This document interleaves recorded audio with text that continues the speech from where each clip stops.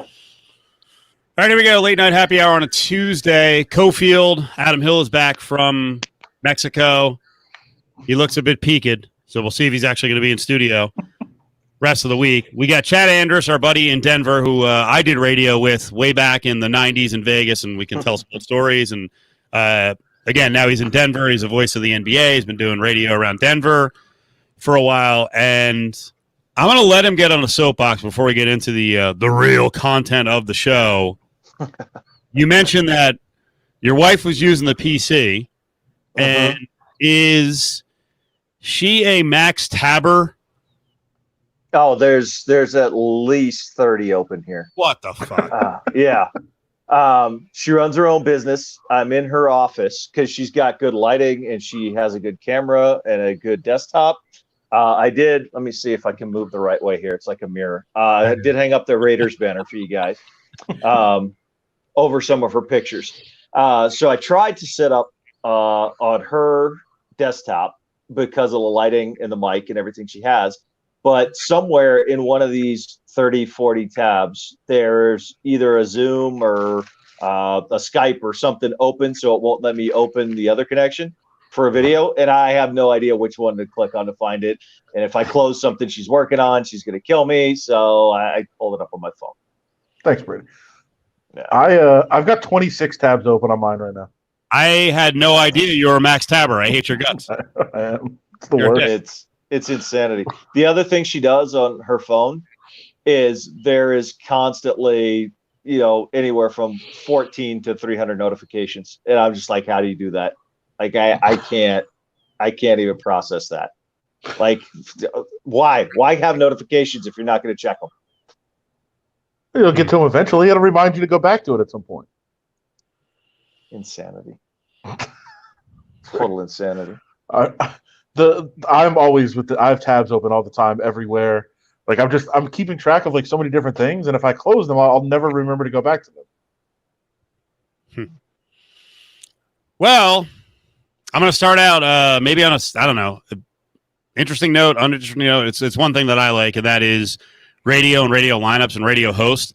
So I put a poll question out a little after 6 o'clock because ESPN. We talked about it last night at the very end of the late night happy hour that ESPN National was going to put together a new lineup, and we had talked about it about a month ago. And I put a poll question out a little while ago, and I gave everyone a choice. Said, "Hey, they got a new lineup coming up on August 17th, so you can vote. What sounds like the best show on the new lineup? Mike Greenberg, Keyshawn, and Jay Williams, Keeney,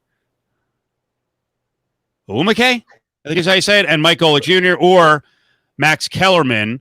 Right now, the young group is leading the way, but I have a lot of people who are like, none of them. Like, all right, you got to pick one. That's the poll question. But if you don't know about this lineup change, so here's what they're doing, and I have no idea what we're going to clear on ESPN Las Vegas. That's why I was asking like what shows you're most interested in because I think we're going to have a mishmash of shows. 3 to 7 in the morning is going to be Keyshawn and Jay Williams, along with a guy named Zubin Mehenti, who's going to be the lead. Then, in theory, Lebitard would be live from 7 to 9 our time, but we have the press box on, so they're not going to move that, and they shouldn't. So, and by the way, Lebitard is being cut down by an hour, so we'll get a reaction on that one. 9 to 11 in the morning Pacific is Mike Greenberg. 11 to 1 is Max Kellerman. And then Cheney and Golick Jr. are 1 to 4 our time. So my guess is we'll get cut back an hour and we'll just do 5 to 6 or no, 4 to 6, I guess, every day. So we're going to lose an hour. I have no idea if that's happening. I have no idea what's happening. Chad, you've been in and around radio for a long time. What do you think about some of the combinations here? And then in the case of Greenberg and Kellerman, they're both going to do TV in the morning and then do radio as the back end of their shift.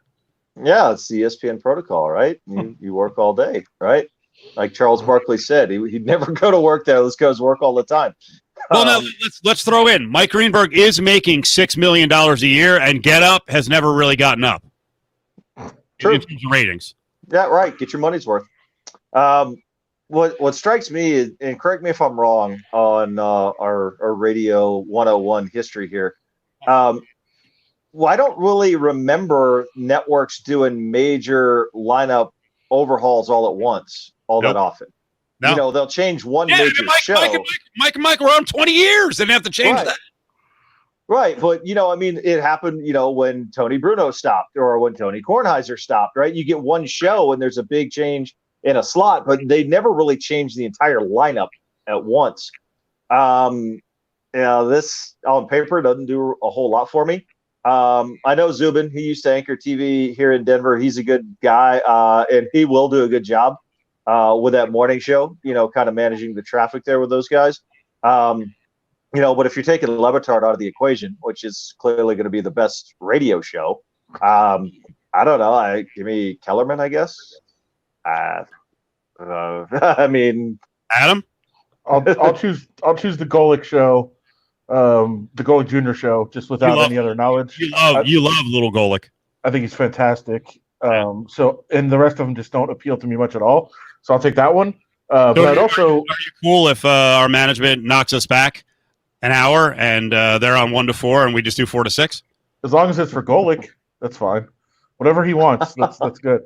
I think she has a chance. First of all, they need more women doing national radio. We talked to Katie George today, who's been doing a bunch of stuff, was in for Levitard with Peter Burns today. We're going to play some Katie George back from something on the show. But frankly, I think they need more women on. I also think they need I've done this rant like 15 times now. I don't think people doing radio and something else is going to make for the best radio unless they're very produced up. So keep going. Sorry. No, give me the Mina Kimes and Mike Golick Jr. show. That'd be the best.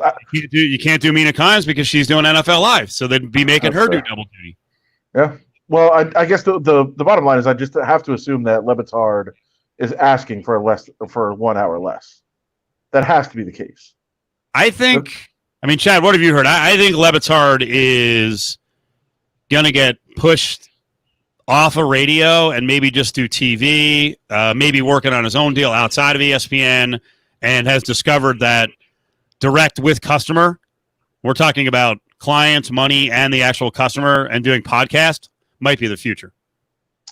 I think he's got enough irons in the fire to where, like Adam said, working an hour less a day really is not going to kill him on the radio show, right? It's an established product.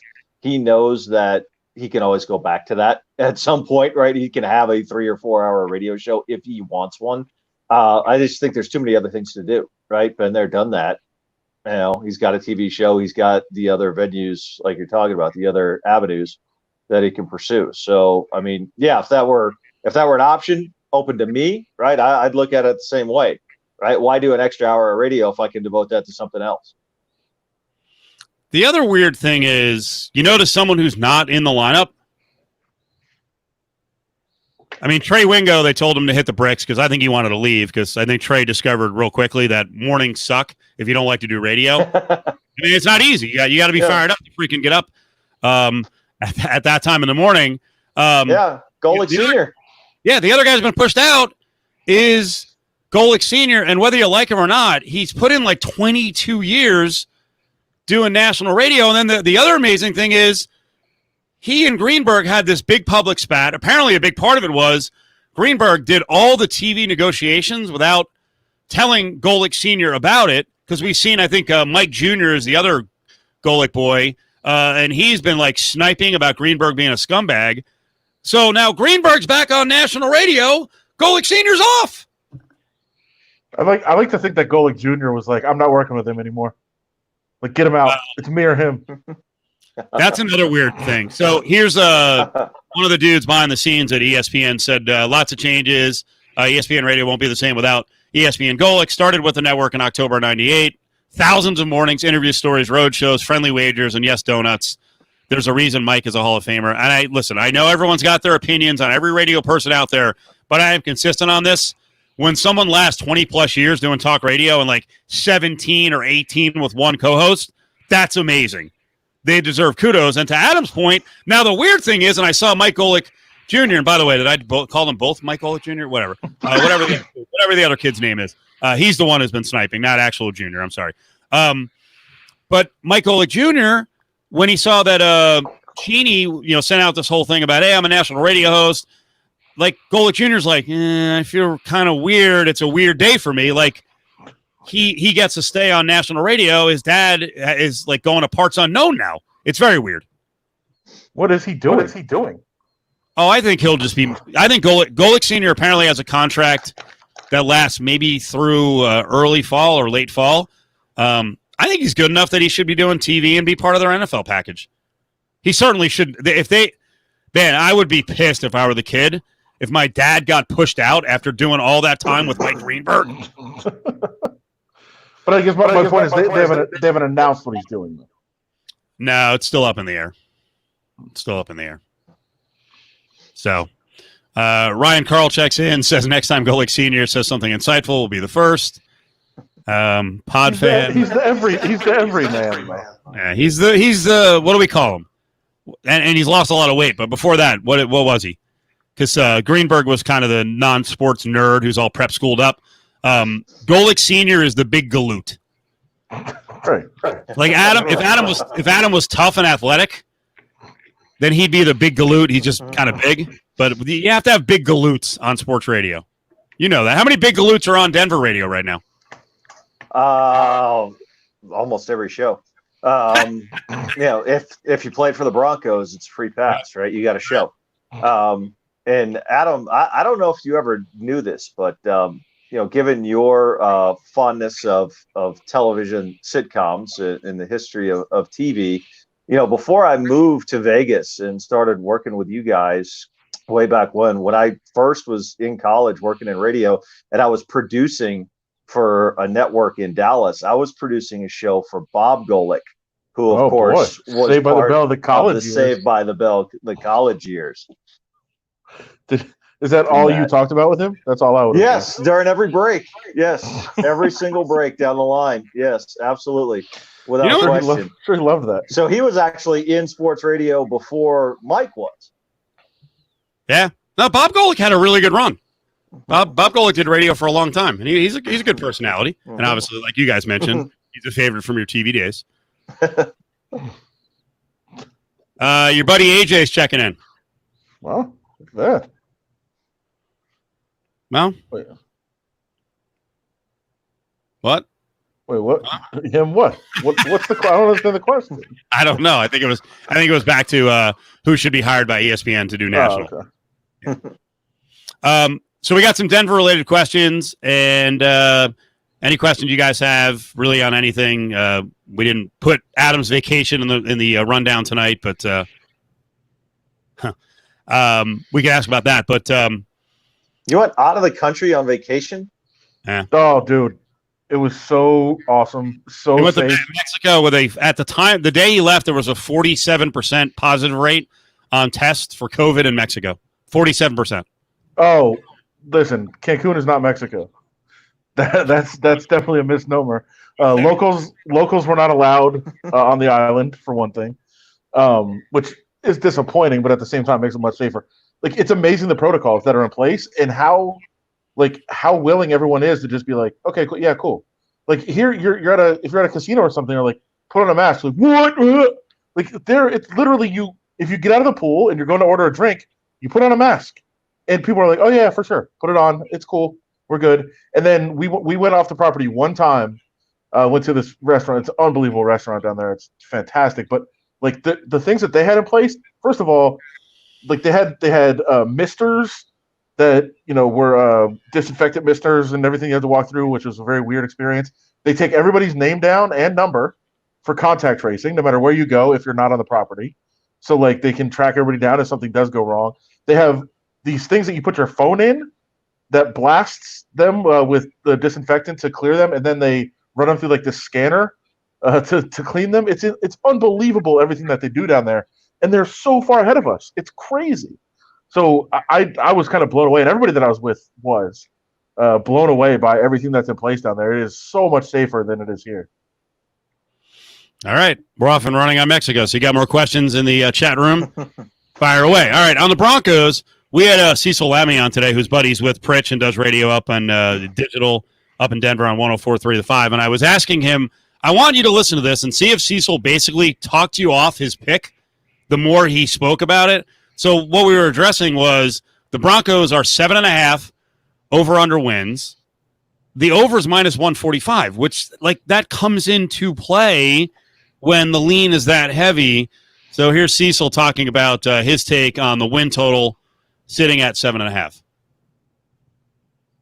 Yeah, I'm going over. I'm going with the over for the Broncos. Now, not much over that. They're a 9-win team. They have a really tough schedule. They've got that division schedule. We know the AFC West is going to be incredibly tough. So, and it's all on Drew Lock. You know, they've got the defense, although the defense is full of more questions than the offense. You've got weapons with the Raiders, certainly with that addition of Henry Ruggs. You know, you've got weapons abound with the Chargers. With their two great wide receivers and the Chiefs, it's nothing but weapons. So, yeah, I'm putting the Broncos at 9 wins this season, and that's if Drew Lock plays well in year 2. He came back on Lock. It was like, Cecil, you have 7 reasons to not take them. What do you think, Chad? Are they a 9-win team? Yeah, I think they are. I think you know, with a bounce, maybe 10. I think they're actually going to be pretty good. But he is right. It's you know how Drew Lock plays, right? People are encouraged here. Obviously, with the orange-colored glasses, maybe a little bit too much with the small sample size. But I think everything else, you know, offensive line still remains the biggest question, right? They got to protect him. But, you know, for the first time in a while, they don't have just an absolute statue back there, right? You know, changing up the offense, getting a few more playmakers in, Jerry Jeudy, Melvin Gordon in particular, right? They're going to be able to finally have some semblance of offense and not be playing for field position and punting to put the defense on the field. You know, the key, I think when they look at the Raiders and the Chargers, they've got to win 3 of those 4 games, right? They've got to sweep one of them and split with the other. They can't just split with the Raiders and the Chargers, right? Because we know what's going to happen with the Chiefs. You know, they're not there yet. They don't have the firepower. The rest of the schedule is, you know, pretty difficult. But, you know, a second year under Fangio defensively, if they add anything offensively by what they've added, not only position-wise with the talent, but bringing in Shermer to run the offense, no, I think they're going to be actually pretty decent, right? I don't think they're going to be good, but I think they're going to be successful, if that means anything. Like, I don't consider them to be a threat to win a playoff game, but I can see them week in and week out and putting themselves in position to win any given game. Adam, where are you going at minus 145 on the over 7.5? Yeah, I think they're an 8-8 team, but if you are giving me those numbers, I'm taking the under just because where the price is. I'm not going to lay money for them to go over that total. I think they're the 3rd best team in the division. So you know that does make it a little bit more difficult to take that step up. And I also listen. We're breaking all these things down as if there's going to be a full 16-game season, which is certainly a question. You have to when you're looking at this.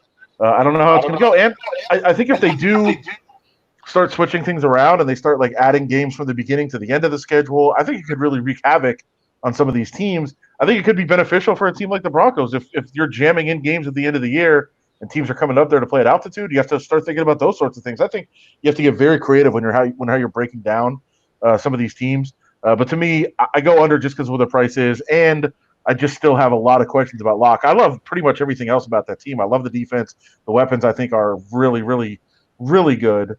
And then, you know, what can Drew Lock do? Can he win those games that are 50-50 games down the stretch? I don't know yet, and that'll go a long way to determining where they finish. Adam, do me a favor. I forgot one thing for about 30 minutes from now. Mm-hmm. If you have it handy and it's easy to get off your phone, do you have a fat Andy picture?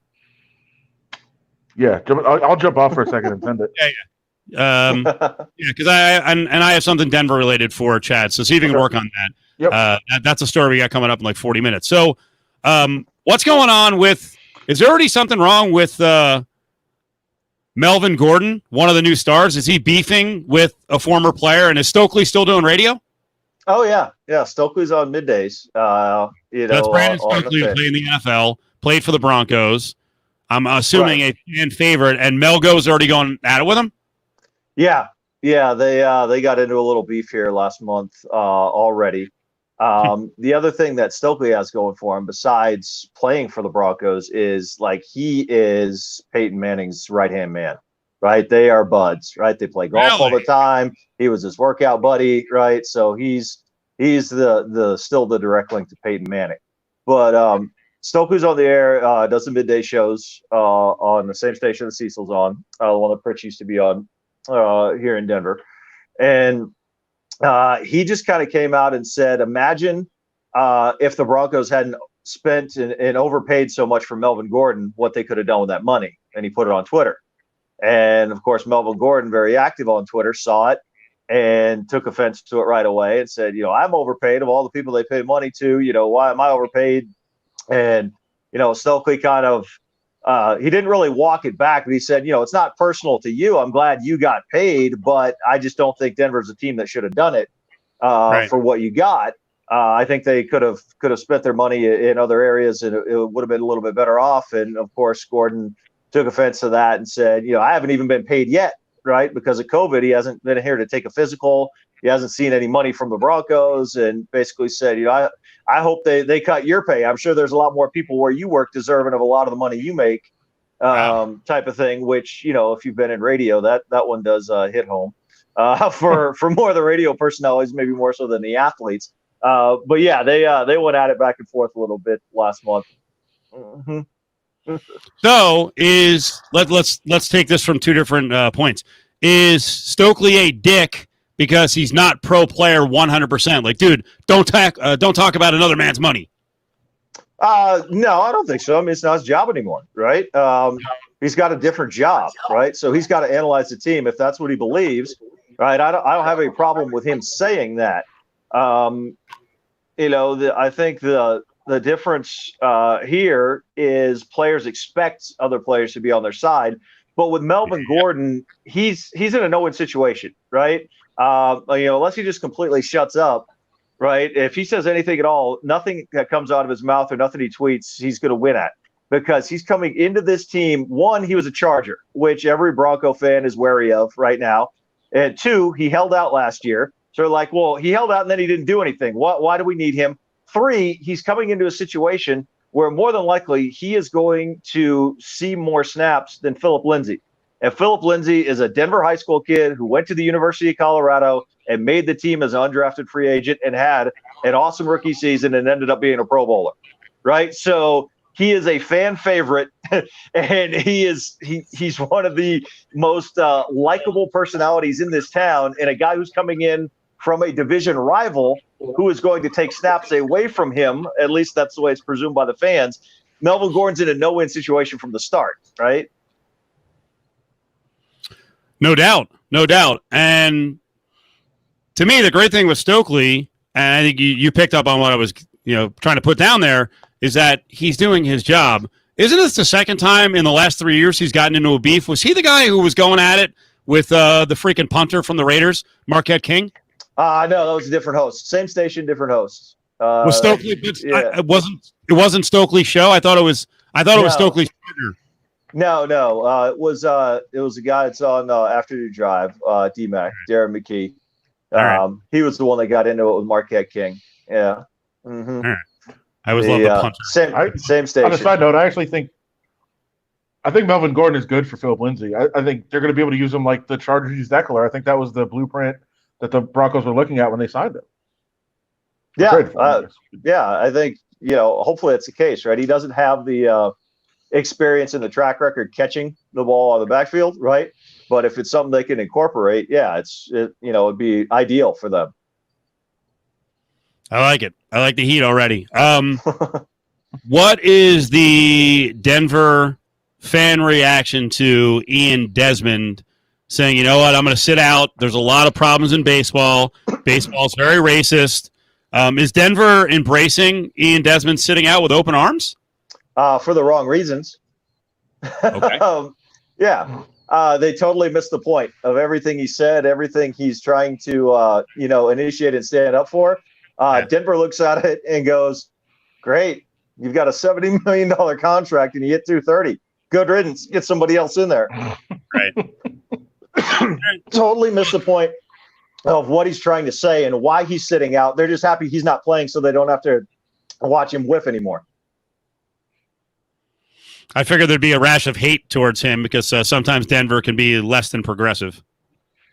Really? I don't. I love Denver. I don't even know what it is.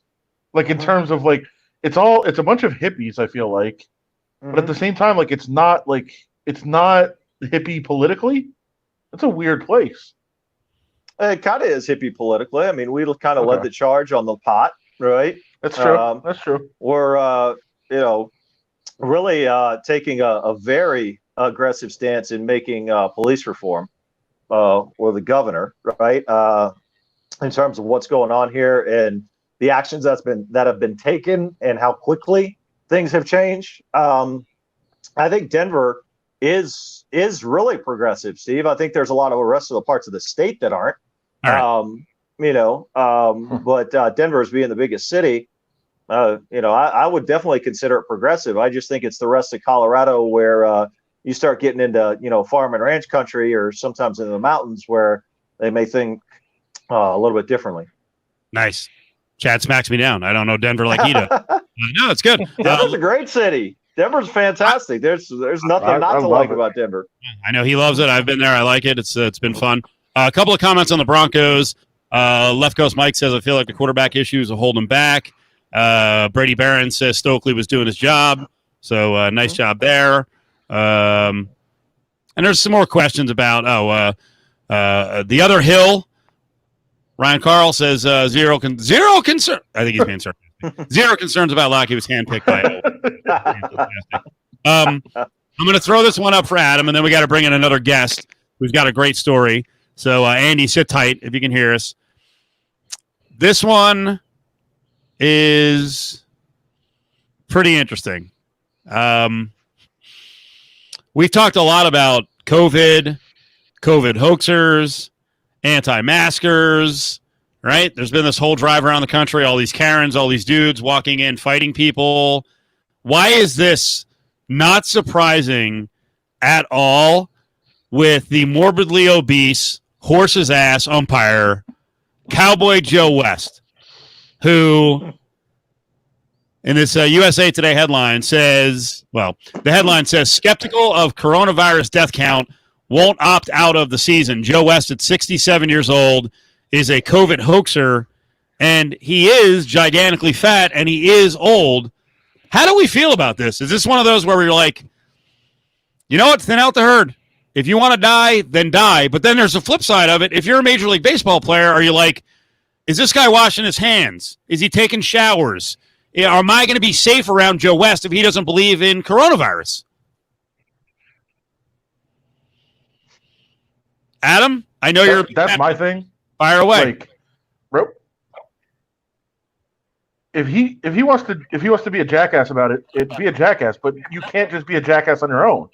Like, what are you doing when you're not at the games? What are you doing when you're back at the hotel? Where else are you going that you don't believe that this is a thing?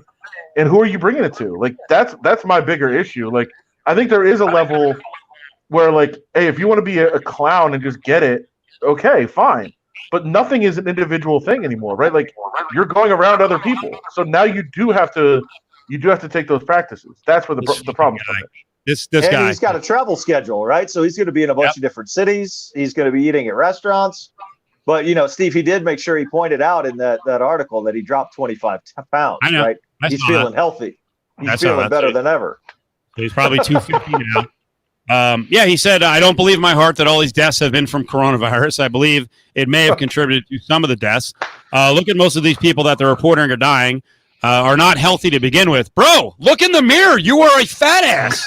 And he says, I lost the weight. I'm playing golf every day. I'm fine. I'm not going to back down now. And really, there is an ulterior motive here. Major League Baseball is like, you fucking suck. We tried to get rid of you the first wave. When we don't like you and you're obnoxious and you're a freaking glory seeker as an umpire, take the year off, Cowboy Joe. The worst. When he probably thinks something else, which is probably true. That if he does take the year off, they're going to try to find a way to get him out of there. Yeah, and they probably would. He sucks. He's a terrible umpire. So instead, he's going to milk it all the way to the very end.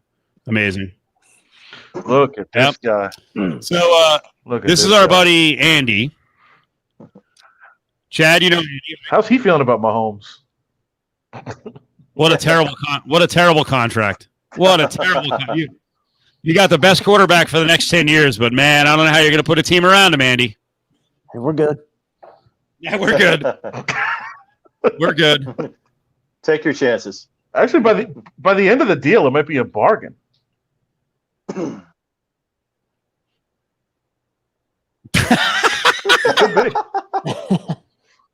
got to talk out here, buddy. Yeah, Yeah. he'll be 37. He's got 5 more years after that. Then you'll give him another $70 million a year. So, Chad, I wanted to ask you. You look thinner. Have you lost weight? Maybe, I don't know. Okay. It's the lighting, I think. All right. Why? I haven't done anything to lose weight. Lost hair. That's about it. Well, the last time I saw a picture of Andy, dude, how heavy were you a few months back? You were a real fat ass. That was a little big. What was your weight?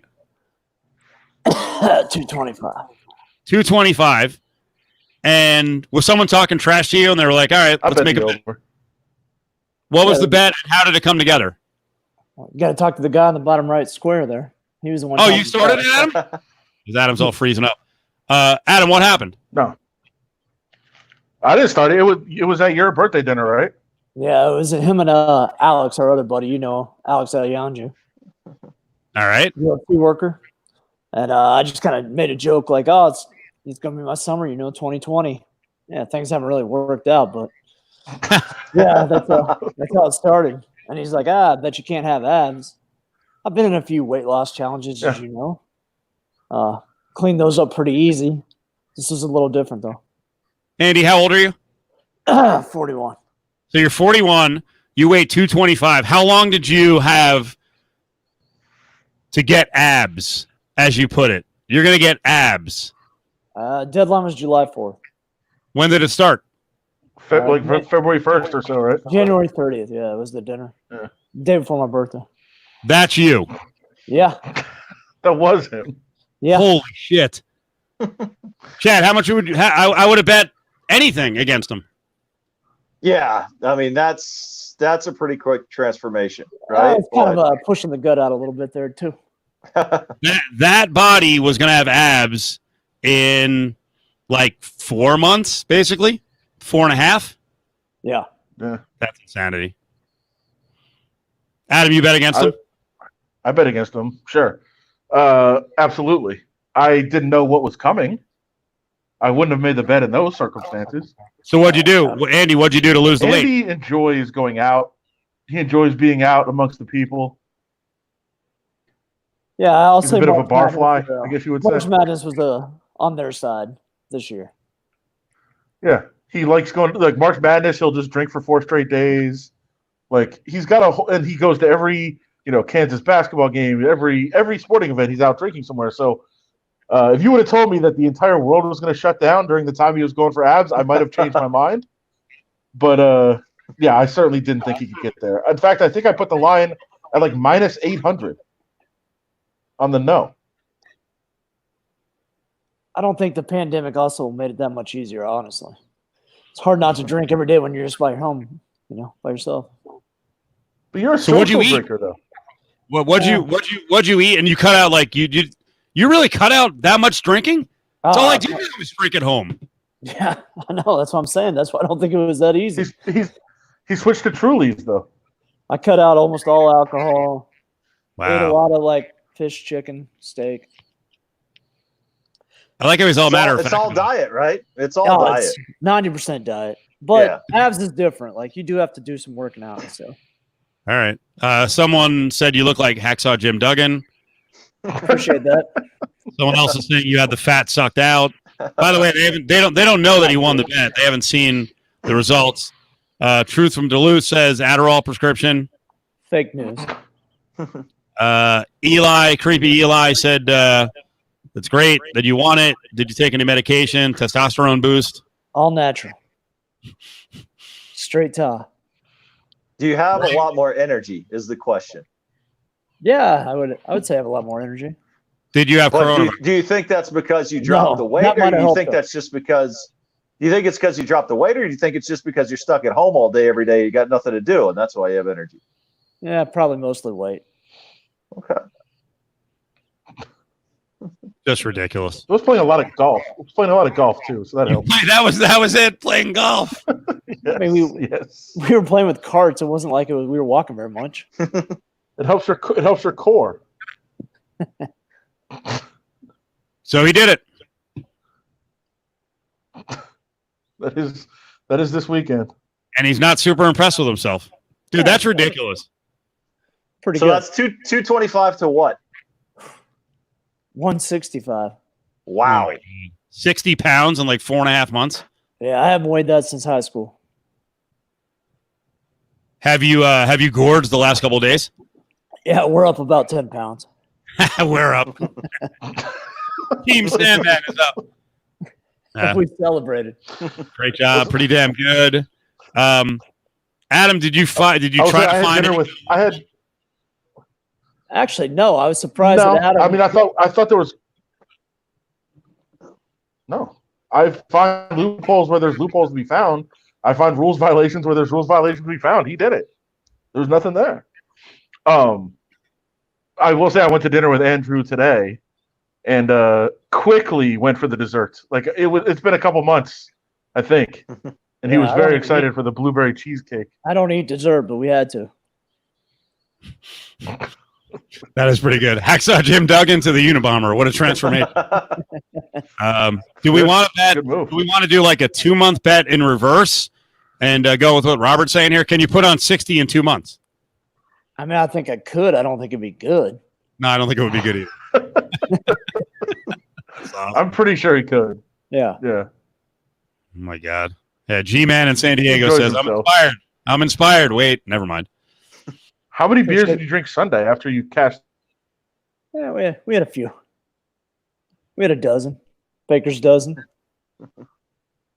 That's ridiculous. Perfect. Good job, man. Perfect. Appreciate it. Yeah. And wait, it was before the Chiefs won, right? Yeah, that's the other thing. I mean, this is before the Chiefs made the world go crazy. The world wasn't ready for that. Yeah, it was like Did you? a week before or whatever that weekend was the Super Bowl. Yeah. What was the total? 225 to 165. The money. No. The total bets. Oh, yeah, we made some money. It was right around 3,000. What? Yeah. Yeah. Oh, God. Adam, how much did you bet? I only had 200. I would have put a lot more, I think, but yeah. Like I said, I've been in a couple of these, so I already weeded out most of the big bettors. So Who some on the news heads. chat, who wants to offer Ari $3,000 if he can lose 60 pounds? Could he? Wouldn't Ari die? Exactly. Yes. He would be 85 pounds, would be my guess. There's no way he weighs more than like 150 something. So he'd have to get down to 85, 90 pounds. That's probably dangerous. That's the joke, Ari. Wouldn't that be funny, Ari? Poor Ari. I mean, he complains about work. I mean, you probably have a beneficiary, life insurance. You're good to go, man. No way Ari has life insurance. Uh-oh. Poor Ari. Yeah, I'm not losing 40 pounds for $50. It's gonna be a lot more than that. Believe me.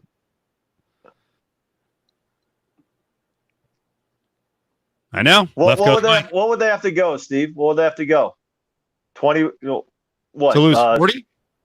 So what? Like a 25-pound minimum at what? 20 a pound? Nah, I'd want more than that. I would try to lose 40 for like 1,000. I need a payout now. Over how long? Look, I love this.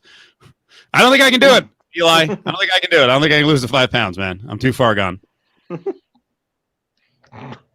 All right, we got to get to the weird story of the day because Adam texted me on this, and it was bizarre because I think I had a similar reaction, and this is for the older listeners. And I'm Chad. I'm not saying you're old, but you're a little older than you're older than Adam, right? You're between Adam and I. Yeah.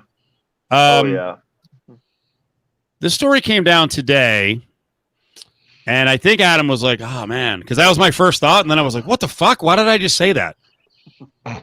Like I was explaining to my girlfriend, and she's like, "You feel bad?" Like, someone passed away. Does anyone remember the name Mary Kay Letourneau? Yep, clearly not.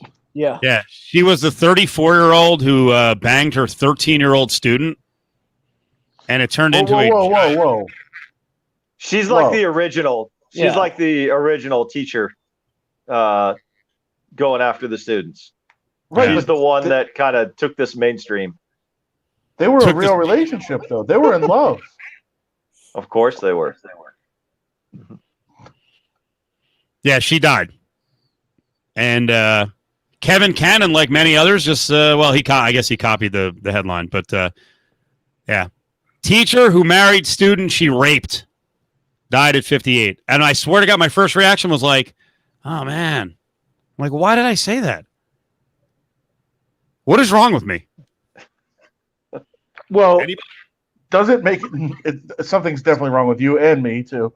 Does it make it better though that it was a real love story? Like, after she got out of prison, they got married. And I think it was like 2005 to 2017 they were married. They have 4 kids together? They have 4 kids together? Yeah. Wow. That's So weight loss. So does that change everything? Or is this mostly because when women do this, a lot of guys are like, well,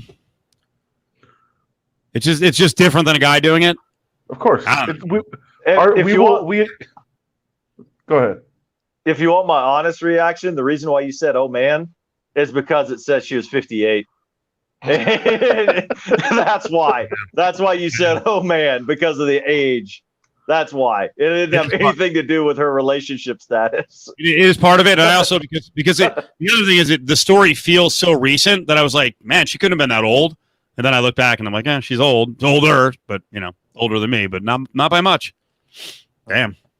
We will never, as a society, see it as the same as the other way around, ever. And then Gil the Thrill puts it into words.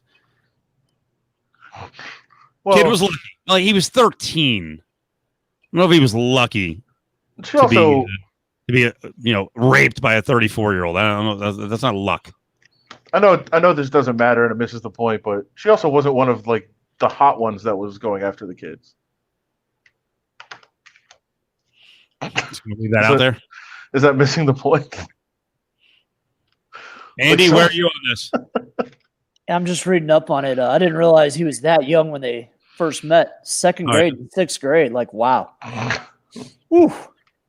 Changes my stance on it. The original, in a lot of ways, the original Chris D'Elia. It's true. No, he was grooming. He wasn't actually doing it. He just mentioned it. Sandman just mentioned it. She freaking groomed when he was in grade school, this sicko. But then she didn't wait for 18 like D'Elia was allegedly doing. In fact, they found them. I meant the grooming part. Right. Well, it's not the same to do it from 2nd grade to 6th grade as it is from 16 to 19 or whatever they were doing. The police found them like in a van. And then as soon as the police walked up, she's like, he's 18. He's 18. Like, okay, settle down, lady. Like, you're clearly covering something. She's not a good criminal, obviously. Chad, as a dad, is this a good conversation for you? Very uncomfortable. Very uncomfortable. Yeah. You're a Raiders fan. Come on, bro. I hung that up for you guys. I've had that for like 25 years or so. I told them before we went on. But since I'm in my wife's office and it's all her artwork up, I had to hang something up over the shoulder. I like it. No, there was this is sick. It was rape. I'm not going to say I'm glad she's dead. That's mean. But there was a 21-year difference. Has anyone on the chat had sex with someone that was 21 years older than them? Older? No. And Andy, why are you making faces? I feel like you're holding something back. He's thinking 21 years younger. Nah, I'm good. No. Did anyone on this show have sex with someone who was 21 years older? I mean, it's a guarantee, Steve. Yes, but nobody else. I have not. That's your dream. No, I have not. Not me. What? No. Sandman? No. Wasn't there a wedding in Colorado like 10 years ago or so?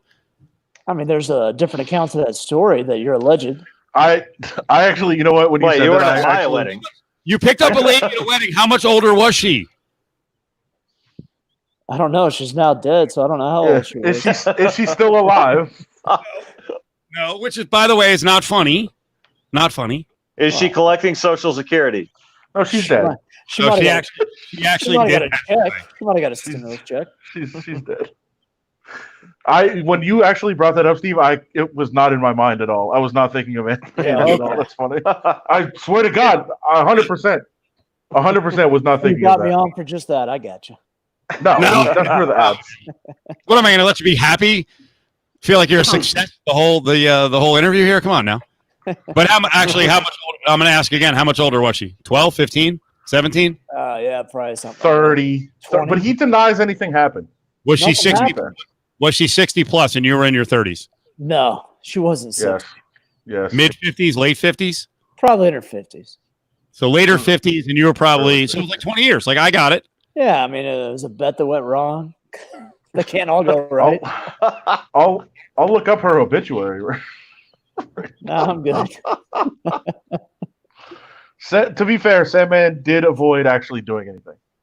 He pretended to be sleeping when she got naked. Oh, okay. So actually, you might have been a victim too. I think I was.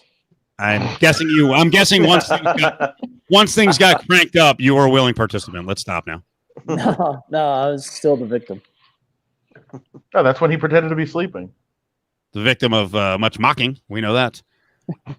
Yeah, wonder who does that. Nobody. Right? Until she did make breakfast in the morning, right? No. God, it's like she's passed away. There's no reason to be in denial anymore. Do you think when she passed away, we all traded the obituary in the group text like every 5 minutes? Yes, we did. Now, Brady, I've created an entire story about the whole night that I have. It's a very favorite story, but it's not really the truth, I don't think. not entirely. But Andy did pretend to be sleeping to get out of it, which was a very smart move to me. I will back off. Here's the thing, Andy. We don't hang out. Say names. I miss you. I don't get to talk about these stories anymore. I know. Without karaoke, what are we? I know. Is karaoke a thing of the past? No.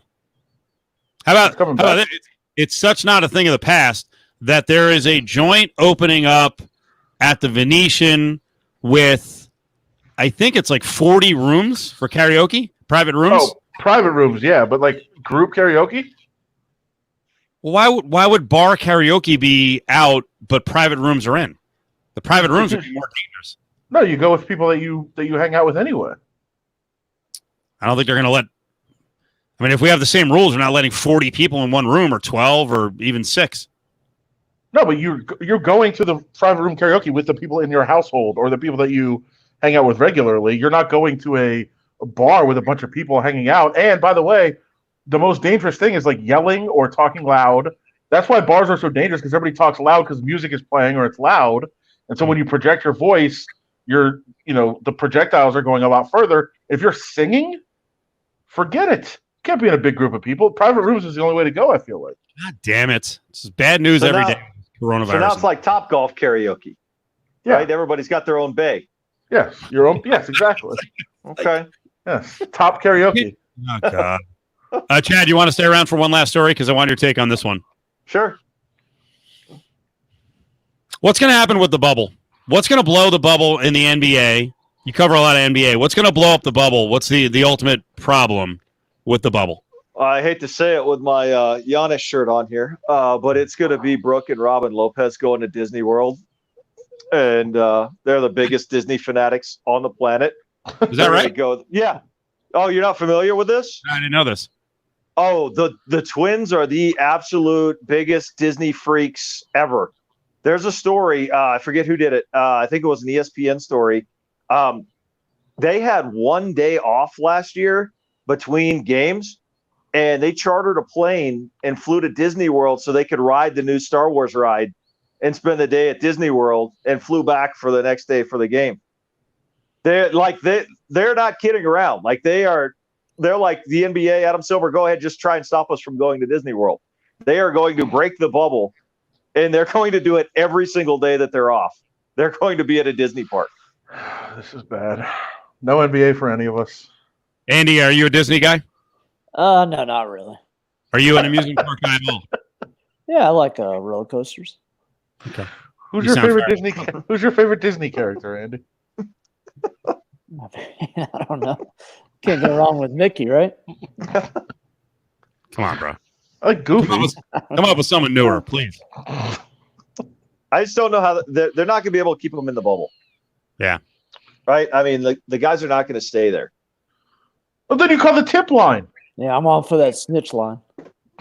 Right. Which I love it'll happen, whatever. But then, like, they're going to have the consequences of that to deal with. Right. So even if it happens once, twice, like, guys are not going to stop leaving. But isn't this going to be self-policed? Sure. Okay, Brady. Okay. Yeah. Let's have the J.R. Smiths of the world self-police. No, but it's not going to be him. It's going to be the star players. Like LeBron is going to be like, dude, you're staying. If you cost us a title because you can't stop yourself from going to a bar in Orlando, like, get the fuck out of here. That's going to be policed by the veterans. To me, I think of teams that are legitimate contenders, like, that stuff's going to happen. Okay, but what are that 3 teams, 4 teams? Sure. And there's 22 going. So yeah, the teams that are out of it are going to be a problem. Right. The teams that are competitive are going to be a problem, for sure. Did you see the dinners that they were starting to post tonight? That's what I wanted to get to. Is this going to be the problem? So before I show you these pictures, it looks fine to me, right? It looks fine to me. I have a tweet from a media member who is calling it prison food, which, hey, Ryan Carl, are you still on here? When you see this, is this what you get in jail? God, some media people, I understand there's a whole bit thing here. But my God, how spoiled are we? Yeah, the food's not going to be freaking unbelievable, especially early on. No one's there yet as I build this up. But here's a couple of platters of the food. One from Chris Chioza. I forget who the other one was. If you can see this, I'll try to zoom in a little bit. Like on the right, it looks like there's a little pasta there. I can't really tell what this is. Some kind of meat and vegetables. Does that look terrible to you? Fine. There was what's one terrible? of the pictures. One of the pictures had the card that showed the menu as to what they were getting. Right. And it was a salad. It was a pasta. And, I mean, the card looked appetizing, but when you saw it, it looked more like maybe what you would get on like a 15-hour international flight, right? It wasn't. I don't know. I just don't. I don't picture this, and maybe Andy's the guy with his recent diet experience. I don't picture this being the fuel for the world's elite athletes. Okay. All right. I get it. I get that part. Yeah, that looks pretty tiny. I don't see LeBron eating that. Yeah, what's They'll Taco figure it Tuesday out. going to look like for him down there? They'll figure it out. I mean, it's certainly better than the WNBA is getting. I wonder if the kitchen was a big consideration when they did the hotel tiers and where they put the teams. Yeah, it should have been. I just sent you an email, Steve. Yeah. Did you see? I mean, because it's kind of similar Everybody in Abu Dhabi is quarantined right now. Actually, they just got to break out, the first ones that were there. But they're having food delivered to all their rooms because they can't leave rooms for 48 hours. Yep, I saw it. I saw some of them. I mean, that looks actually great. Yeah. So, I think they can figure it out. Let me get to that in a couple of minutes because I thought there was a couple of interesting things there. On this, Ryan Carl, who's had a couple of times in the pen, he said he'd never eat that garbage in CCDC. It'd be a total. Is he talking about the garbage I just showed? Yeah. Wait, CCDC will be better than this? Oh, no. So apparently. Man. Listen, they'll figure it out. Connor reacts like a lot of people are going to react because they already started doing it. Remember the MLS pictures came out last week? And a lot of folks were, going at the MLS players. I think all athletes, and in this case, it was Jason McIntyre from Fox, who I'll tell you what, I didn't think he would be this good, and by good I mean infuriating on radio and social media once he grew from the big lead. But he does have a gift. So I find myself, if I get annoyed with him, I'm like, am I playing into his bit, or is he actually a dick? I don't know. Little known guy, but his profile's rising, so maybe he's just getting me by being super effective or playing the game of being a putz. But people are like this anyway. Like, listen, they're going to figure out the food. It'll get better. That's the beginning. And if players complain about it, yeah. And that's what I was going to get to, though. Like, I saw people coming after the WNBA players saying, like, just shut up and play a game. You're there to play a game. Stop whining. Dude, they were serving them trash. And they're staying in I don't know how many people saw the laundry room. Like, it had, like, mouse traps all over it. It was horrific. It's horrific where they're staying. And people still were going in there. They're sliding in their mentions. Like, Asia Wilson said something about, like, this is seriously where we're staying. Yeah. And people were like, shut up. You don't make anything. You don't generate revenue. Just be happy for what you get. Be happy they even gave you food. Like, all right, settle down. Knock it off, people. Yeah. There's a level. They are in a bubble, so there have to be certain standards. There's not the be happy they gave you food. You should just stop for 50 days in your 22 games. Yeah, it's unreal. But people are gonna, and I get it. Hey, listen, these are rich athletes. If you have to go for 2.5 months with substandard food, just deal with it. Like, no, how about don't deal with it?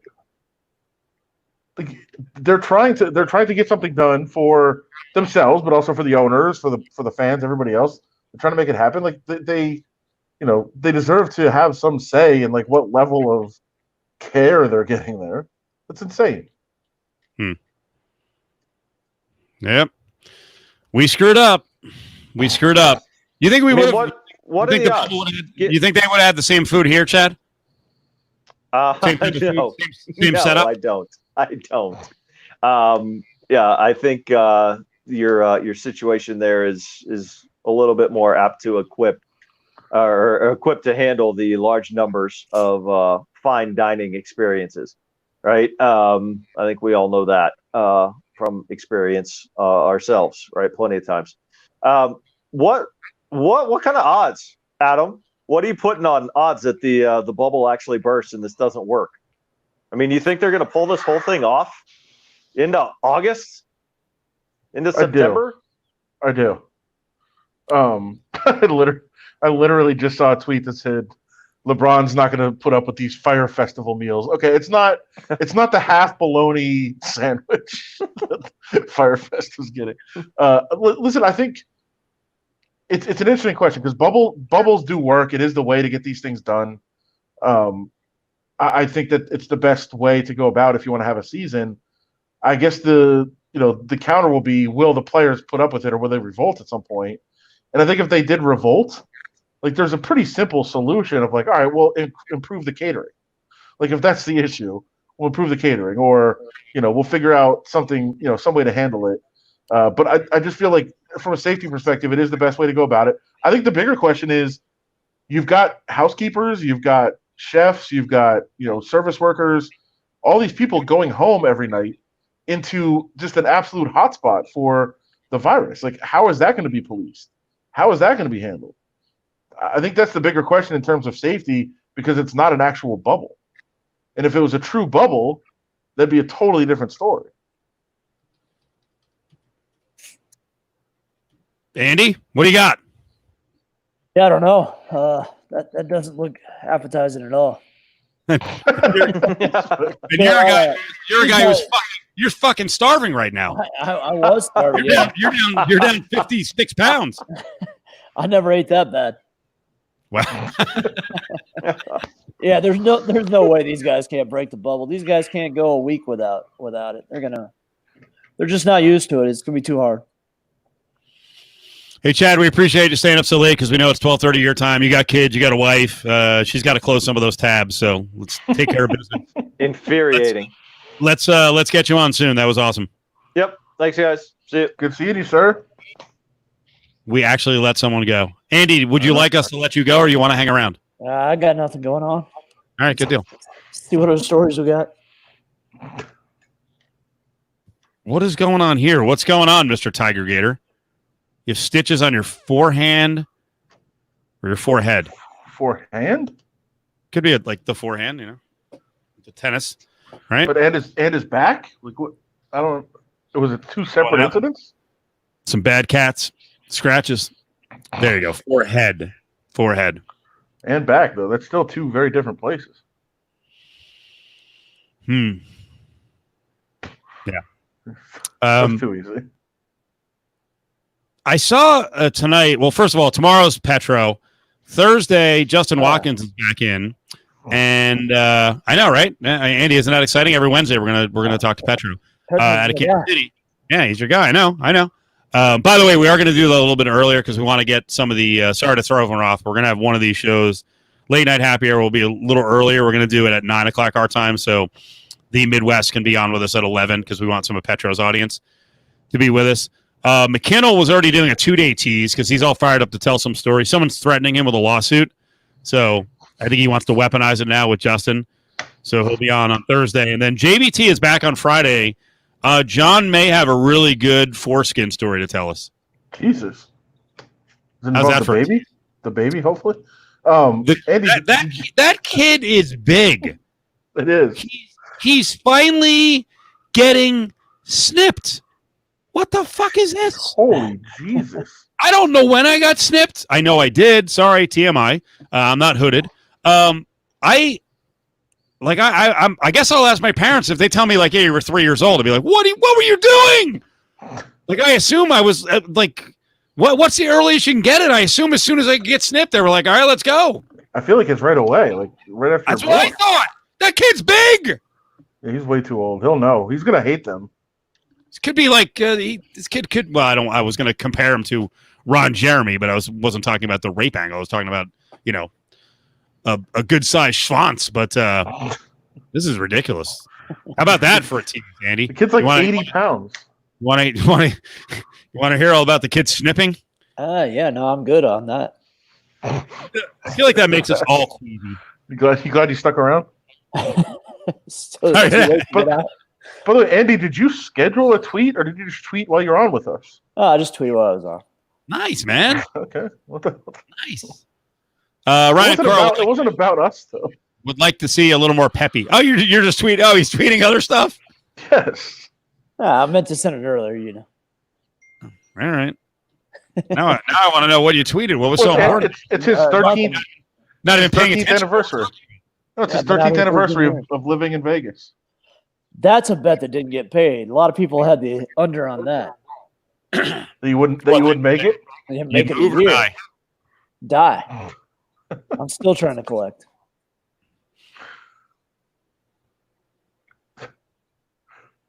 Is there not? There's not.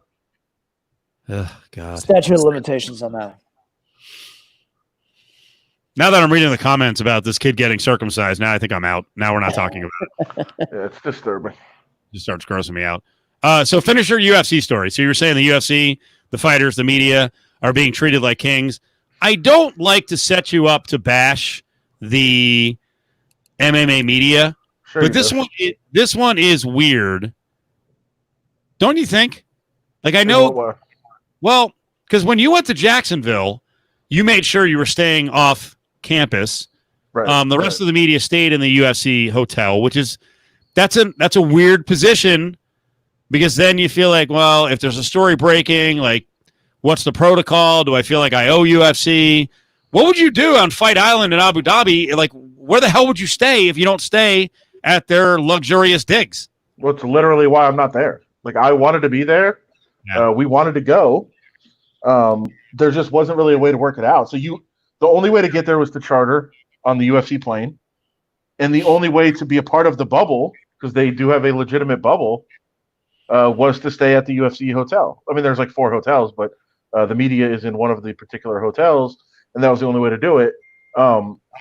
We were thinking about doing some sort of a hybrid, like, hey, we are going to stay there, but we just need a cost. Like, give us a cost of what this equivalent would be, and then we'll pay it, and then we can go. And then it's not like they're giving it to us. We're still paying for going on the trip. Right. We'll figure that out. But really, there was nobody knew what the cost would be. I mean, they chartered their own plane. They chartered 22 flights, by the way, from around the world. They rented out 4 hotels that are just theirs. So we really just couldn't get a price of, hey, what do we pay? And there was the question of, who do we pay? Like, am I writing Dana a check?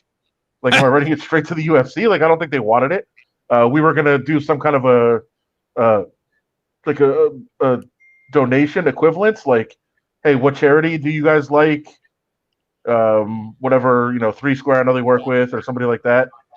We write a check to them, but we just could not come to any kind of a clear number of what the price would be. And think about it. I mean, it's a charter flight to Abu Dhabi in 3 weeks in a hotel and food for at least 4 days when they're quarantined. Like, that's a huge cost, but we didn't know what the number was, so we decided not to do it. And so I don't know if anybody else worked out anything. My assumption is they just accepted a flight and hotel from the UFC, and that put them in a weird spot. But we just couldn't do that. Weird, man. Really weird. So, what do you think when you saw the food and the? I'm gonna get Annex video here in a second because Brady was mentioning. I know you saw it too, but what do you think when you saw the UFC setup? Better than NBA. Although Yeah. I have heard breakfast. Breakfast is the one that I've been seeing the most. I've heard it's the best meal that they have. Really? So for those that, I mean, it is a legitimate process for going over there. I don't know if Andy saw these videos, but like, you get on the plane. First of all, you have to quarantine in Vegas for a day. You have to take the test, stay in a hotel room for a day, then take a flight altogether. Get over there. They like put you onto these shuttles, take you to the hotel, test you, and then you have to stay in the room for 24 hours. They test you again, and you stay in the room for 24 hours. It was over 48 hours. I think it ended up being like 55 hours that they had to stay in their room. They couldn't leave the room. So they had to have all meals delivered.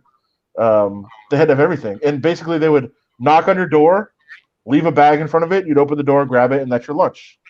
And then a couple hours later, you get the dinner. It's a weird setup over there. So just so people know, Andy worked for the UFC. He also worked for PBC. What were the nicest digs? Can you remember a place where you were like, holy shit, this is unbelievable, as an employee of one of those fight organizations? Yeah, I'm trying to think. Probably UFC and Cali, one of those big fights with Ronda or something. Probably was the nicest setup. We had a couple nice. I mean, obviously the MGM. A lot of our fights were out here for PBC, but those setups were always good too. All right, here's John Attic as he introduces his audience to his place in Abu Dhabi. All right, here we go. This is home for the next 48 hours. Oh, will this ever work? My gosh, I could actually do laps in here, I think. How about this? How about this? I don't even know where to begin. You got a fucking sauna in here? Whoa, watch the language, brother. Wow. Well, you got to be holed up for 48 hours. Could be worse. Head over here. What's the view? All What right, that is. here we go. I don't even know where to. By the way, was there a tub in there? If Attic or anyone else wants to cut weight? He said there's a sauna. Oh, there's actually a sauna in there. That's what he said, yeah. Don't most of the guys use the tub though? I think they go back and forth. The Epsom salt in the tub. Yeah, I think they go back and forth, one for the other. Andy, did you do a weight cut at the end of your weight bet? Just to try to. I took off a couple just to hit the goal weight. If you just ride around in your car without the windows down, it's also the same as a sauna. It works. I thought you'd get the abs popping by doing the actual weight cut. Just don't have you. I hope you don't pass out. Nice. There was an accusation made. We'll ask this. Were you watching workout videos and then deleting them from the history? No. That was thrown out there. I don't know what to believe with this guy. Definitely not. I don't know where that came from. Were you watching YouTube videos at all of workouts? Oh, yeah, sure. Okay. I never deleted any. Okay. What was the best ones? Yeah, I had a secret one that, I don't want to really put it out there for. It's not the most manly video, but it got the job done. Well, what was it? Next break, I'll tell you. Next break. Jane found a workout? Somebody's gonna. By the way, somebody will ask rhymes with very soon. That's the thing on the show. Oh, okay, cool. So it rhymes with what? I can tell you the worst place we had a fight was Nice, California. Was the worst place we ever had a fight. Where's Nice, California?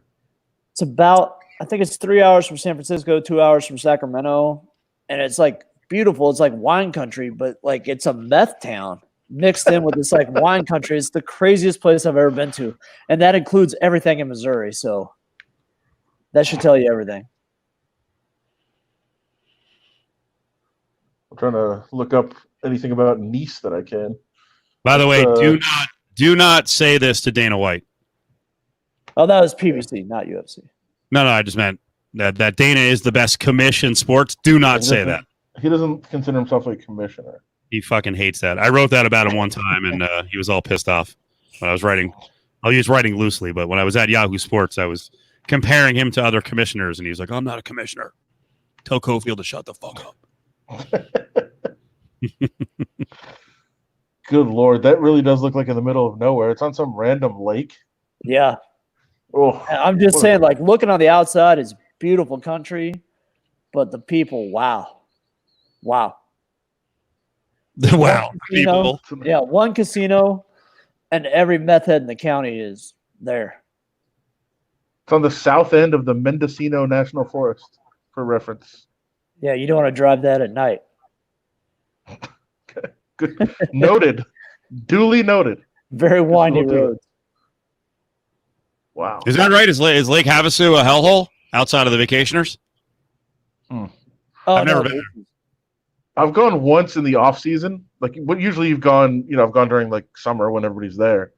I went once in the off season, was just blown away by like, what is this place? I mean, the people that live in tourist towns all year round tend to be an odd bunch.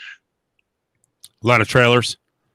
Yeah. Well, I mean, I was going to mention a town that's not even a tourist town, so I'm not going to go there. I don't know why it popped in my head. I'm like, Baker. I'm like, that's not a tourist town, moron. No, not really. When you think about it, you're like, who lives in Baker? And if they don't live there, who drives there to work? My God, it's in the middle of nowhere. Yeah. The people that work regular jobs there, you're just like, what is happening? Oh boy. Isn't that the thermometer? Yeah. Yep. Nice. Big fans of yours? Yeah. No, Bakersfield is that's where I'm. Yeah, Bakersfield. Yeah. I'm not allowed to go to Bakersfield. All right, let's hit on some college football. I got to get to the update. Excuse me, on the MGM betting story with the baseball, and then my favorite spot today was with this lady, Katie George, who's starting to do a lot of work with ESPN Radio, and she joined us today at 4:15 on the radio show. Adam, what do you think happens tomorrow? Forbes said 95% certain that the Ivy League will announce football in the spring. Gonna move it. No fall football. I thought this is where we were heading a long time ago. With everyone.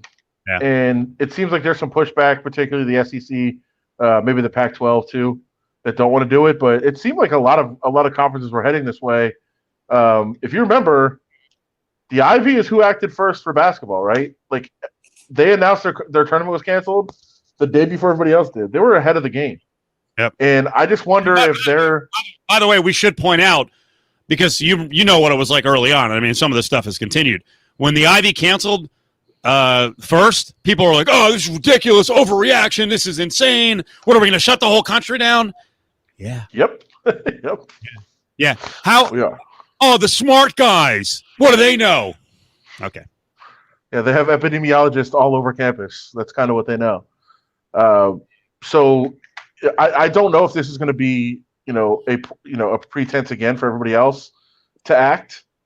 But I keep thinking, and I actually was doing a Q&A today with Raiders fans, and I kept getting these questions about the season, and I kept doing these answers like, they have time, they'll decide. And then as I started talking about it, I said, they really don't have that much time. Like, it's right around the corner.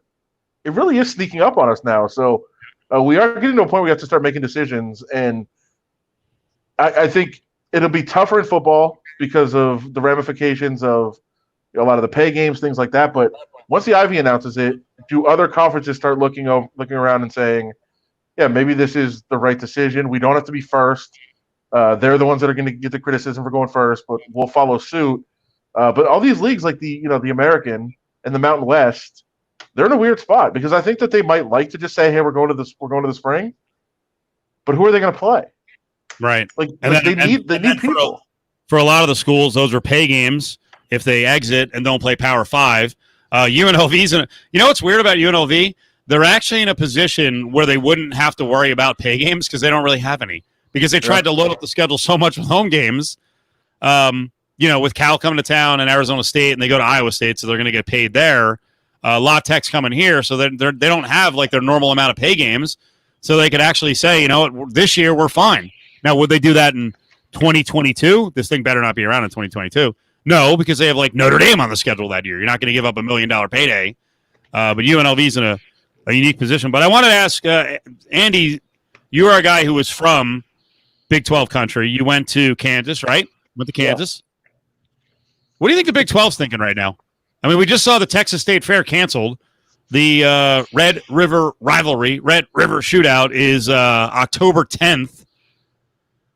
The Big 12 is going to move forward, play a college football season with like no fans or 10% fans or 20 at best later in the year. How do they do this? All that money lost?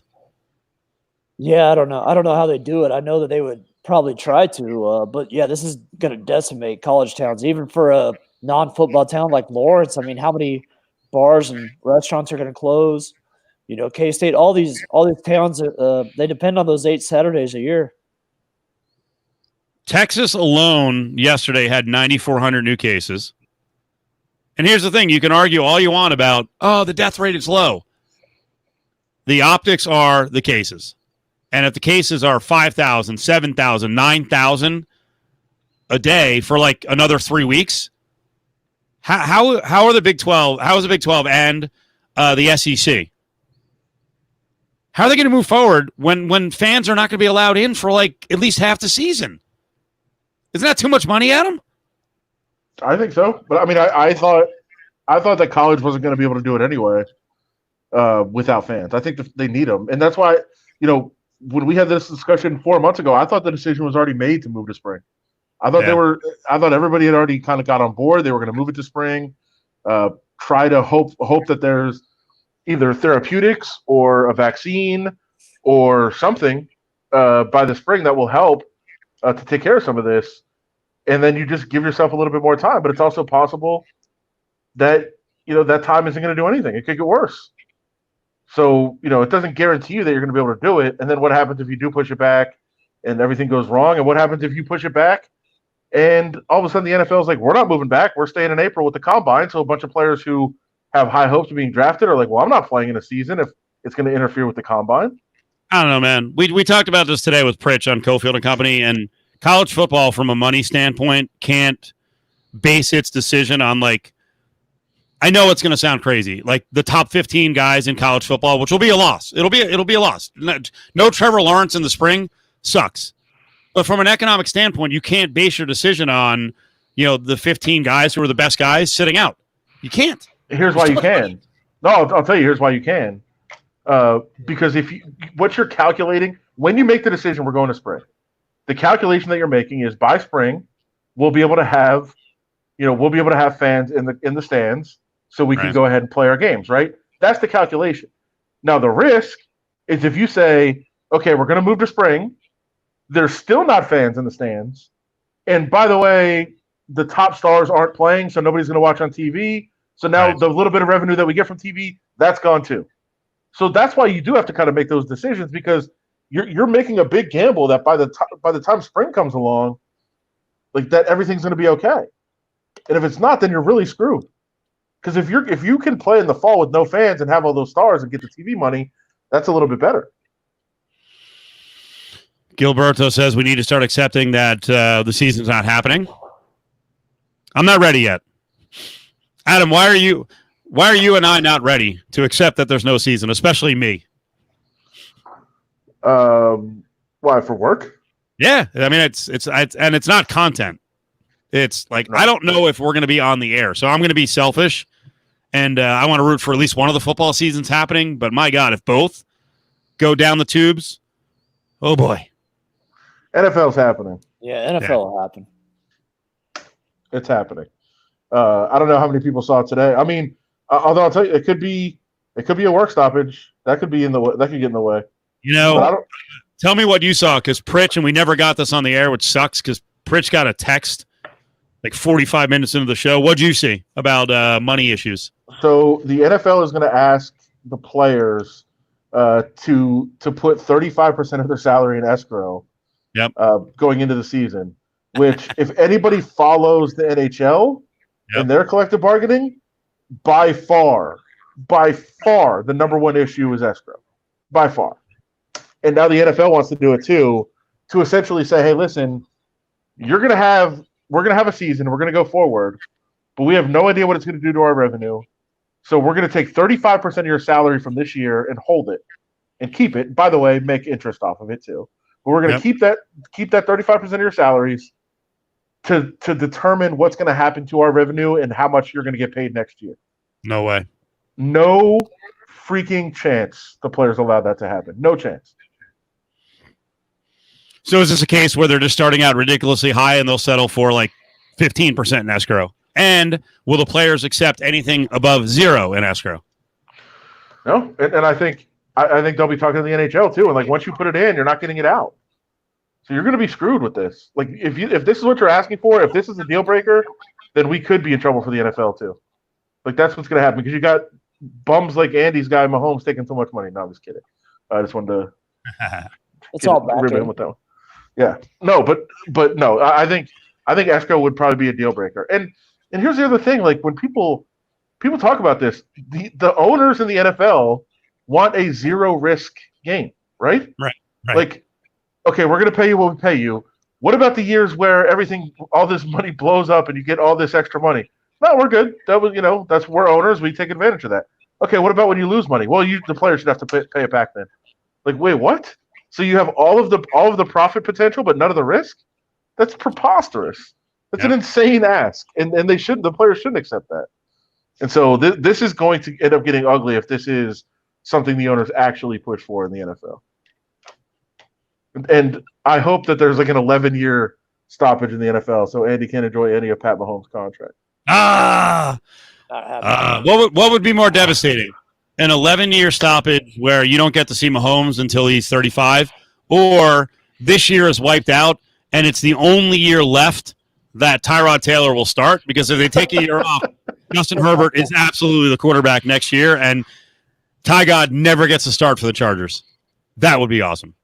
And then you're in no man's land. You have no Bills. You've got no Ty God. You can't really root for anything openly because you cover the Raiders. Disaster. I just lost a KU 28-1 ticket. I don't know if it gets much worse than that. Number one team, Well, you had them to win the title in basketball? 28-1. Yeah. When are you ever going to see that game? You got refunded, didn't you?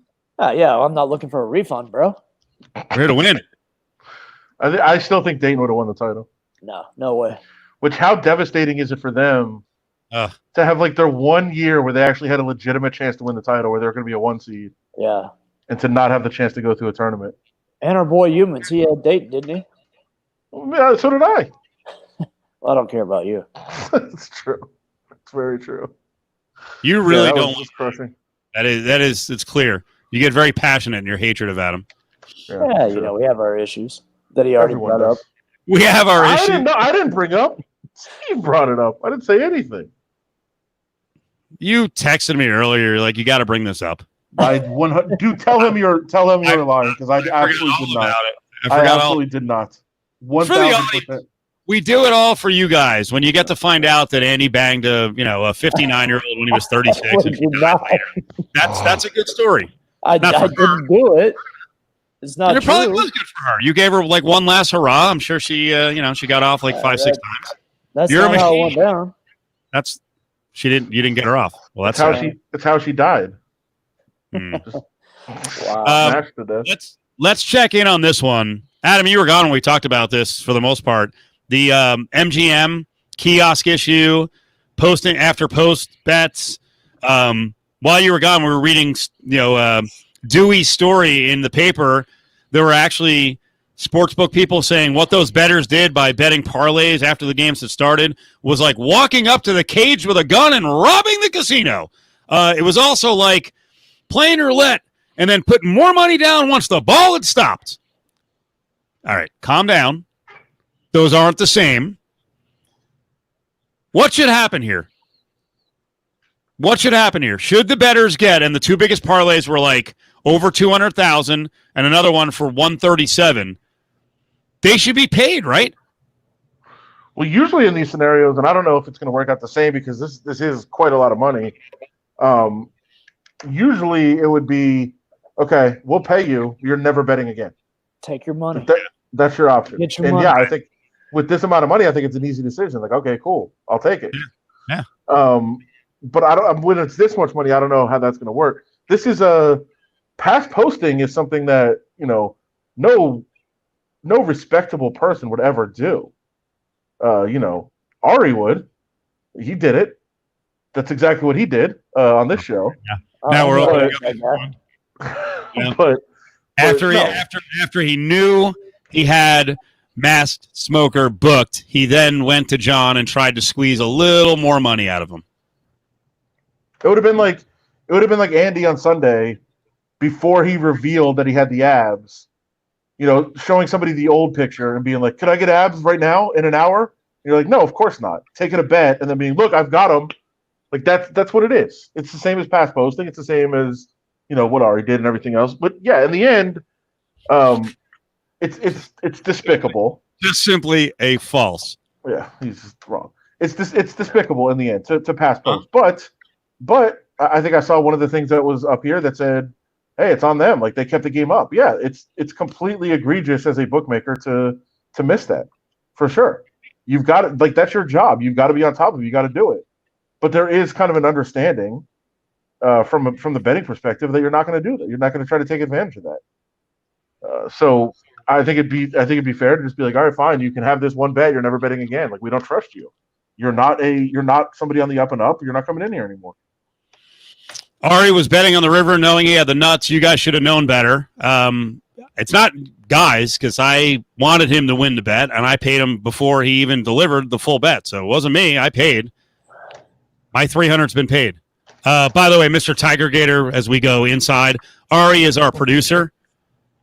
He's on here as Ari produces. And, excuse me, the whole bet with this was we found a guy smoking with a mask on in a casino, and things got a little out of control.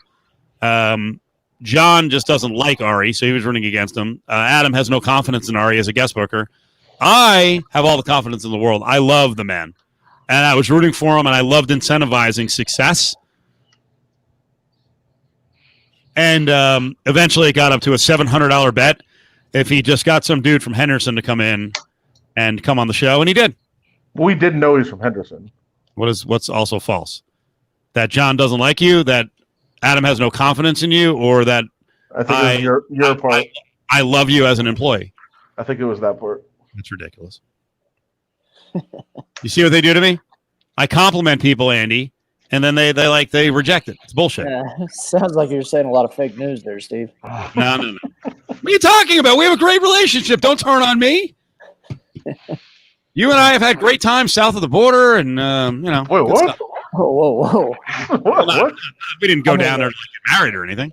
And we're talking about stage door? Yeah, okay. Yeah. Cabo. It's a good point. We were traveling on 95 on the East Coast, and we crossed over from North Carolina to South Carolina. So yeah. Pedro says, "Come here." Did Ari book Petro? Yes, he Ari actually gets everyone on the stream. Yeah. We make him work overtime, and Petro's a tough cat. Yeah. What about St. John? Are you going to have him on too, Steven St. John? Probably not, because eventually is a possibility, but we'd have to switch days because we're going to do it at 11 o'clock Central. So I don't think Steven's going to stay up that late. Doesn't he have to? Does he start at 6 or 7? Yeah, I think he's the early show. Nah. No donkey story with, but maybe someday we can share the donkey show together. They're not real. They don't exist. All right. I've heard. And Steven St. John, 6 o'clock start. Yeah, that's pretty early if we ask him to stay up like 11 to 11:45. All right, I got to close. He's a Vegas guy, though. He loves Vegas. He loves the Vegas hijinks, even if he's right in the middle of them. Andy, you love fast food, right? Yeah, I like a good out to eat. Yeah. What's the first fast food you got after you stopped the ab challenge? Oh, I definitely went to Five Guys. That was first. On Sunday? All black, all red. Yeah, Saturday. Nice. So, Adam, Katie George is starting to do a lot of ESPN radio. She's a former Louisville volleyball player. Believe it or not, she's actually a 2015 winner of I think it's the Miss Kentucky pageant. She's been doing sidelines, anchoring around the ACC network. ESPN National really likes her, so she's been doing a lot of radio. Weekends with Peter Burns of late. They've been doing Le Batard. They did something really cool. They did a fast food draft. Where'd they get that idea from? Believe me, I stole the idea, so they didn't steal it from us. I stole it from Atlanta, and they have no idea who we are. But they're actually doing drafts every week. That's an idea. We should do that. Boy, that had about 3 weeks worth of steam, and McKinnell fucked it up with his hot and now pissing and moaning. I know, but they did a draft of fast food items, and it could be anything now or from the past. So you want to listen? You want to listen to her picks as she breaks them down here? Did she do? Let's hear what Katie George. Think about everyone in the chat. If you had a pick of anything in terms of fast food items, what do you pick? Here's Katie George on Cofield and Company today. She did finish last. Again, it's subjective. So unfortunately, I was the 5th pick on Sunday for the best fast food items ever. And Chick-fil-A was like off the board, 1, 2, and 3. So I was kind of screwed there. But I went with the DQ Blizzard, I think, first. All right, we'll break this down. There's 5 people in the draft. I would put the DQ Blizzard on my list, but I would never pick a dessert early. No. To me, this is a Cleveland Furl pick. You can get the DQ Blizzard later, right, Brady? Yeah. That's. I don't even think it's a 2nd round pick. Well, I guess technically that would be a 3rd round pick if they're snaking. I think you get it later. What do you think? Did she grab it too early?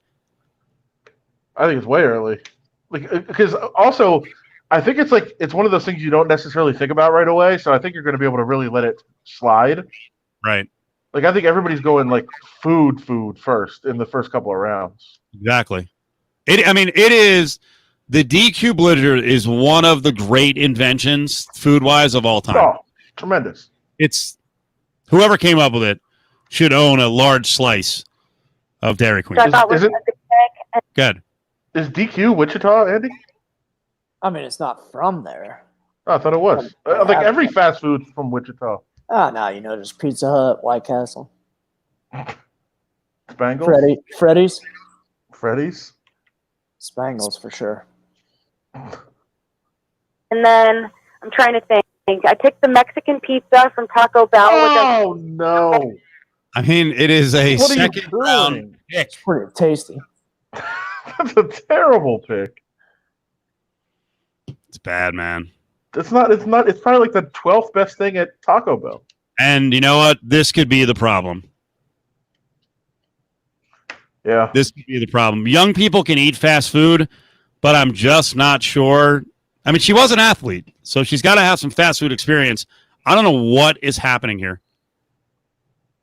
Let's keep going. Well, what really did me in, you guys, though, was I took the double from In-N-Out, which I feel like out west you guys respect, but out east, where all my co-hosts and my producers are, they think In-N-Out is overrated.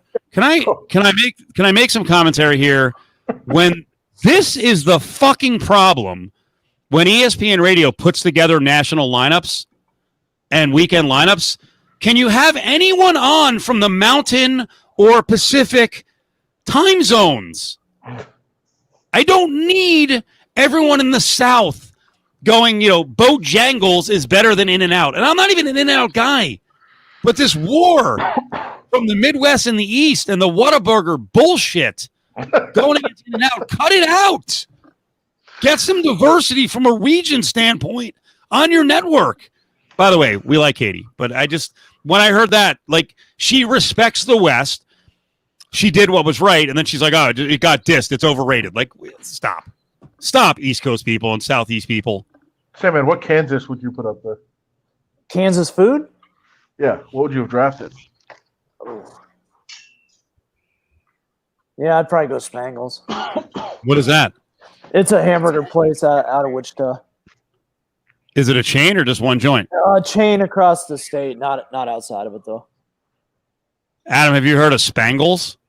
For two reasons. One, Eddie talks about it all the time. And two, if you remember the weird game where UNLV played Wichita on the road, and the only broadcast was a Wichita broadcast being fed back to Las Vegas, I think every commercial break was a Spangles commercial.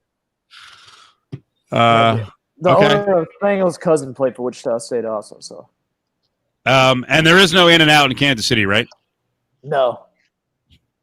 By the way, this is brilliant. G-Man in San Diego on the Taco Bell Mexican pizza drafted in the second round. I mean, you're right. Yes. That's an undrafted free agent. No, but I would have gone double-decker taco. Oh yeah, for sure. Right. Way before Mexican pizza. Now, don't get me wrong. The double-decker taco is a perfect food, by the way. No, you love it. I know. Don't get me wrong. I like Whataburger. I had good experiences with Whataburger in Houston, right? So I don't agree with, because David's saying leave it alone.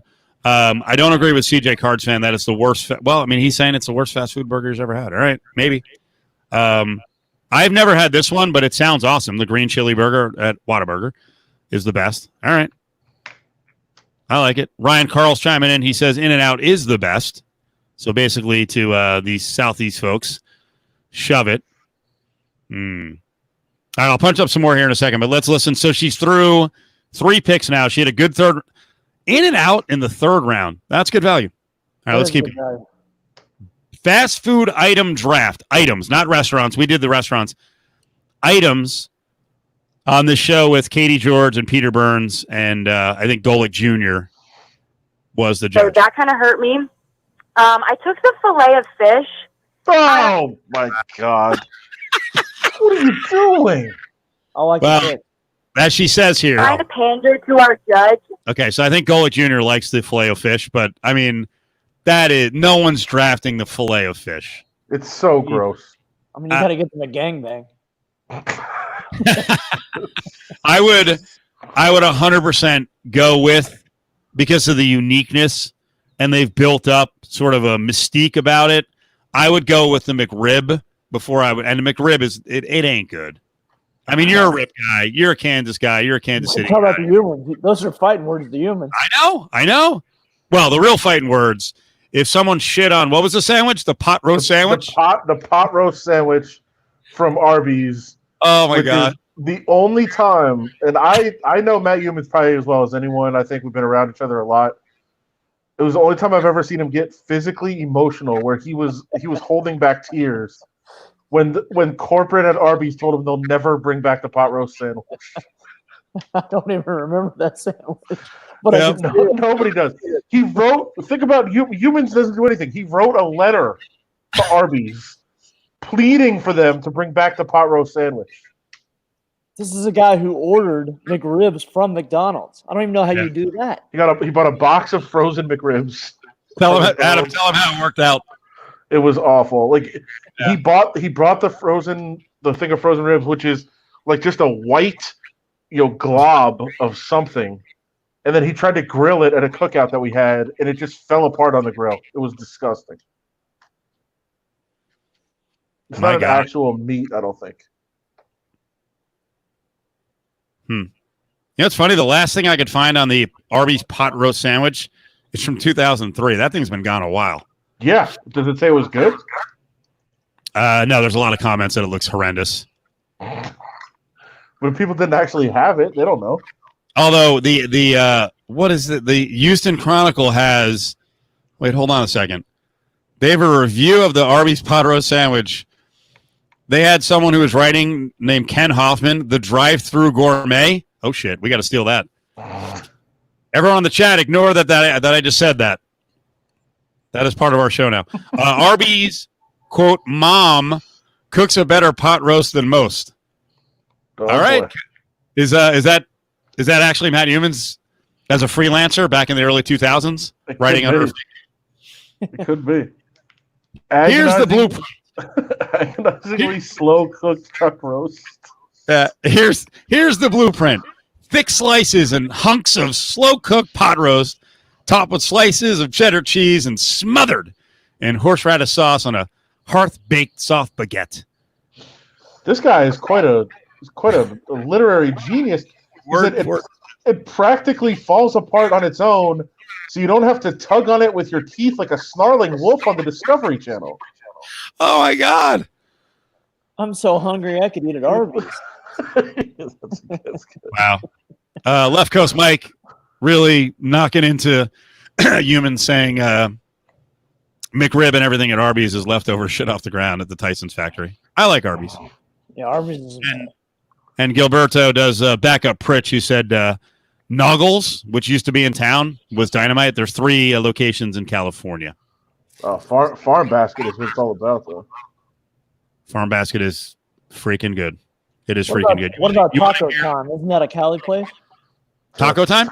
Yeah, I've never been there. Humans loves that too. Oh yeah. Yeah, he loves the sauce. Like he just goes in there and gets taco sauce. Apparently. God, he's a weird guy. He should be writing. He should be writing the drive-through gourmet. He should. Yeah, I don't agree with it. Oh, what's up, Derek? I like In-N-Out, but I like Arby's more. So I know that's so good. I'm gonna get destroyed on that one. The roast beef sandwiches are great, but like some of their I don't know what they call them, like deli sandwiches, are just incredible. Chicken cordon bleu is great. You can just stick at Arby's for all your meals. All right, so Her Draft was not good.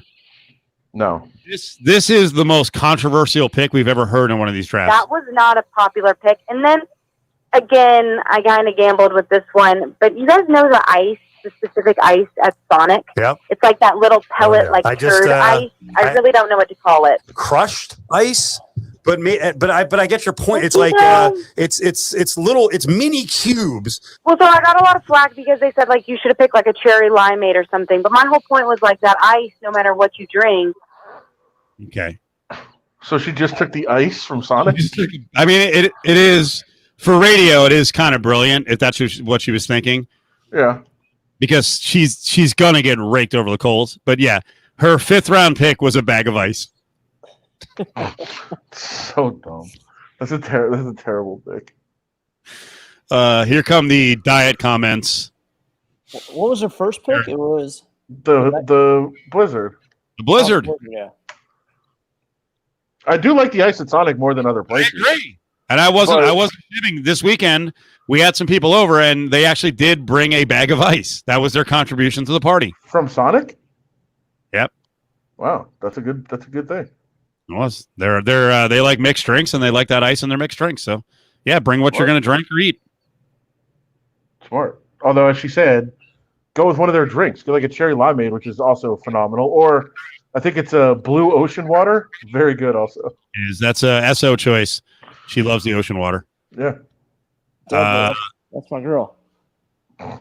In-N-Out has a $3.60 double cheeseburger. That's it. Okay. I'd also go with the Chick-fil-A chocolate milkshake. Can we steal this bit and just add this one condition? If you're high, what are you drafting? Kevin says a gummy plus 2 Popeyes spicy chicken sandwiches equals a coma. The answer is Roberto's. Oh my God. That's it. That's Roberto's is every item on the Roberto's menu fills all 20 picks. Yes, Roberto's. That's 25 picks. I'm not a giant Five Guys guy. What's better, the fries or the burgers? I'd say burgers, but fries are really good too. Did anybody pick anything from Panda? The rule on this, you gotta have a drive-through. Panda does. Really? Yeah, mine does. Silverado, yeah. Oh wow. Boy, that would have messed things up. Yeah. What's your pick at Panda? Well, I mean, I go off the board because I think most people go orange chicken. But if I go I love the fried rice, but I would just go with the teriyaki chicken, which is my favorite thing there. Orange chicken is probably, you can't really go wrong, though. I'm not an orange chicken guy. I'm almost anti-orange chicken. Right, but you're playing to the masses. Like, I don't order orange chicken there either. I get teriyaki chicken and beef and broccoli. But I'm saying, like, the masses are going to go with the orange chicken. Like, that's what everybody gets. It's pretty good. It is good. And the fried rice, it's tremendous. For a fast food fried rice. If I knew that Panda had drive-through, yeah, the fried rice. It wouldn't be my number one pick. You know what my first round pick would be? At Panda? No, overall, what would be my first round pick?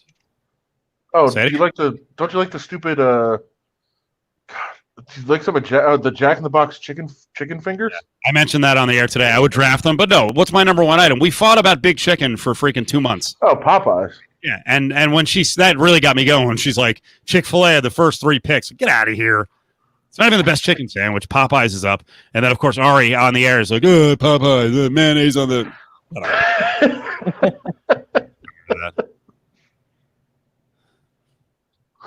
Oh, poor Ari. This takes a beating. What are you talking about? All I've been doing is complimenting him. But that was sarcastic. It was not. Today was not. By the way, I sent out a tweet earlier. He did a really good job guest booking. He got Rod Woodson. We really wanted to talk to this lady, Katie George. Cecil Lammey was very solid. He's been doing a good job, man. Ever since he got on the mass smoker guy, he's been delivering. He's very fired up now. He's very competitive. Brady, and what's the other dude's name? Brian, we haven't seen Brian Eichhorn in a couple of days. They really got under his skin. It's good. I forgot what I was going to say now. It's fine. Well, other items in the draft, just for joking purposes, because this was not real. Yes, of course you have to take the Jersey Mike's BLM sandwich. True. You saw that last week, right, Adam? Oh, bacon, lettuce, and mayo, or bacon, lettuce, and mayo. Mayo instead of tomato. Yeah, I would say bacon, lettuce, and motto. Motto, yeah. I don't know. Yeah, it's a good. Tomato. I think it's tomato. But I think for these purposes, motto sounds better. It's a tomato. No, tomato. Sandman's very woke, so he probably likes the BLM. Yeah. Woke Sandman. What, this one? Oh yeah. Already saying I wouldn't put this up because I don't have a brand. I will. No, what I was going to say about the draft is, if you're picking fourth and the first 3 picks are Chick-fil-A, can you really go Popeyes there? Yeah. What were the first 3 picks? Oh, it had to be the chicken sandwich, probably the spicy chicken, and then the nuggets. Okay. Ridiculous. Those, I mean, I like Chick-fil-A nuggets, but give me a friggin' break. Those are so good. That's not the best nugget. Yes, it is. Here I'm going to be controversial again. If you combine value and I'm going to use the word pizzazz. I'm gonna take the Wendy's spicy nuggets over Nuggets. Chick-fil-A nuggets. No chance. Zero chance. Oh, the spicy Wendy's. Yeah, I got to go with that. Too breaded. The Chick-fil-A nugget is just perfect. It's perfect. It's a perfect food. It's absolutely worthy of a top 3 pick. It went into the combine as the Heisman Trophy winner. It killed it at the combine. It was undersized. It was undersized when it went in. Yeah, but it was dominating on the field. Didn't matter. You know, David Clary just nailed one. If she had known this, you could have had a bonus 6 pick. The gallon. They can't deny it. Yeah, you buy the gallon iced tea and they give you the free bag of ice. You're like, no. That's part of the deal. That's part of the draft. By the way, wouldn't Kane's fingers have to be a first round pick also? Cane bread and the sauce. Oh, dude. All of it. That's got to be up there. I think you know my feeling on the. I like Canes, but you guys are. Just because they ate all of our Canes that one day? That does stick in my craw. You want to tell that story to the audience that it hasn't heard of? I mean, Canes brought in a bunch of food, and we were like so excited for a break that we get to go in and eat some of the Canes, and it was just gone. The whole people that were already gone for the night came back to the building to eat our Canes, and we didn't get any. And we're talking like an entire chafing dish size pan of chicken fingers. And I got so pissed off that I actually brought in because it was a cup. Let me see it. It was a cup like this size of the cane sauce. Yeah. And I just brought it in and started drinking it. I'm like, you son of a bitches. all I get is to drink fucking sauce. I don't even get the chicken. It was for us. They brought it for us. All right, you want to make a comment in this one? I guess if you wanted to be mean, you could make a joke about you work with some cheap bastards. In fairness, Canes is worth stealing from your coworkers. I get it. Is there anywhere with drive-through where you could pick up poutine? I don't know. I feel like no. This is great, Kevin. Man, you got to explain to her. This it happens. I know it's embarrassing. We appreciate you staying up with us. I know debating fast food at 12:30 in the morning. Yeah. What about Checkers and Rally House? Would they have poutine? Do we have either here? Yeah, Checkers and Rallies. I think Trop and Jones still has a Checkers. They took the one out by the Hard Rock or the new casino. Yeah, they took the one out by my office too. At Rancho and Bonanza. They took that one out, but I think Trop and Jones has one. Checkers was a dirty burger. That was good. I like that.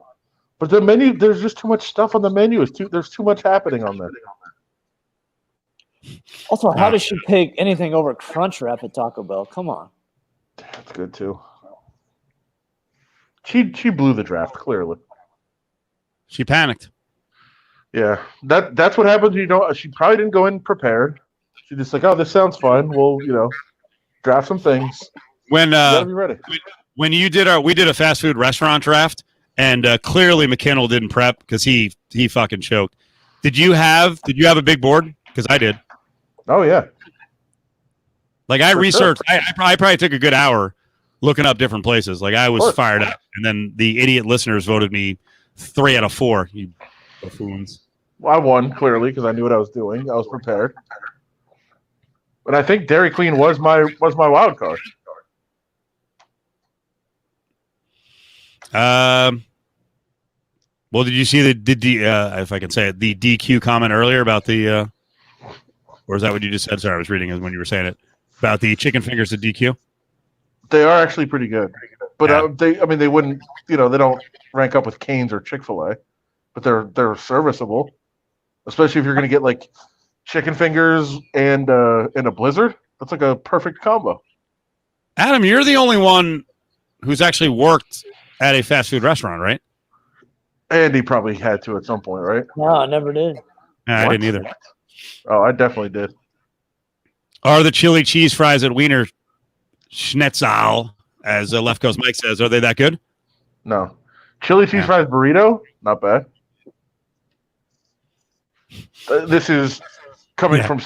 Yes. You prepped for an out. Hot now is not on my list. I actually have been to Hot Now, by the way. So that was one of my dad's favorites. What is it? I've never. Yeah. I think there's one left in the U.S. in Michigan. The hamburgers are like 59 cents. It's like it's the cheapest place ever. Yep. Which But is so funny because he doesn't eat cheap. No, that guy eats the most expensive rich food I've ever seen from someone who's not super rich. Richie Ryan. It's crazy. And David's accurate on this. You're right. It was unfair for me to bring up Cleveland Furl. Her 5 picks are very Jets-like. The Jets have had drafts like that. It just unraveled. Like the Jets literally would draft in the NFL a fucking bag of ice and be like, we needed it for the locker room. I think they did in the 6th round last year. Yeah, the Jets drafted a bag of ice. That's perfect. Oh, look at this. Ryan Carl says that Kurt Hill likes Hot Now. I think. Of course he does. It's nothing. You could go spend like $4 and eat for a month. It's insane.